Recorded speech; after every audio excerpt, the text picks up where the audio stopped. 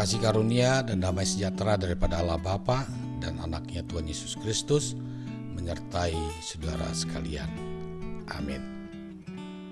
Saudara yang dikasihi Tuhan, perbuatan yang salah dan mungkin sangat fatal mengakibatkan timbulnya amarah.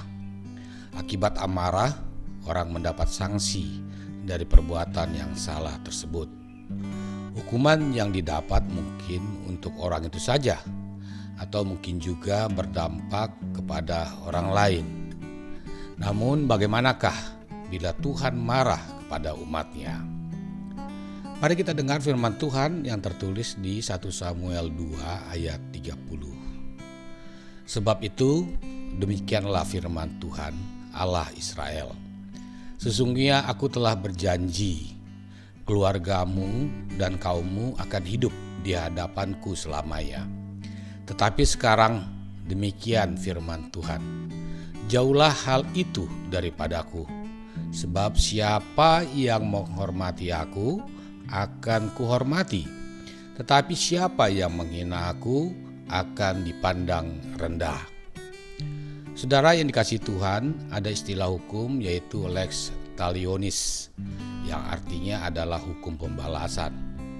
Azas bahwa orang yang telah melukai orang lain harus diganjar dengan luka yang sama oleh pihak yang dirugikan.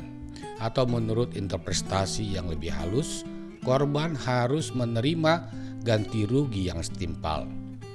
Ini diberlakukan agar orang yang akan berbuat salah berpikir melakukan kesalahannya. Tapi walaupun begitu, masih ada saja orang yang melakukan tindak kriminal yang ancaman hukumannya sangat berat. Tuhan marah kepada Imam Eli karena membiarkan anak-anaknya memakan korban bakaran yang sesungguhnya itu untuk Tuhan. Suatu penghinaan dirasakan Tuhan oleh perilaku anak-anak Imam Eli. Dan Eli tidak berani menegur anak-anaknya yang melakukan kejahatan di mata Tuhan. Dan inilah yang penyataan Tuhan kepada Imam Eli.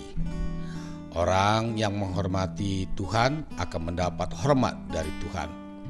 Tetapi orang yang menghina Tuhan akan dihina Tuhan. Perbuatan hina di hadapan Tuhan adalah mengambil hak Tuhan. Apakah hak Tuhan itu? Tuhan Yesus di Matius 25 ayat 31 hingga ayat ke-46 mengatakan bahwa saat Tuhan lapar, haus sebagai orang asing, atau sakit, atau telanjang, atau di dalam penjara, merupakan gambaran orang yang hina. Bila kita tidak menolong dan memberi bantuan kepada orang yang hina itu, berarti kita mengambil hak Tuhan. Bila kita memberi bantuan kepada orang yang hina itu, maka kita menghormati Tuhan dan kita pun akan dihormati. Dua tempat yang Tuhan Yesus gambarkan bagi orang yang tidak melakukan dan melakukan perbuatan itu, yaitu hidup yang kekal dan siksaan yang kekal. Matius 25 ayat 46.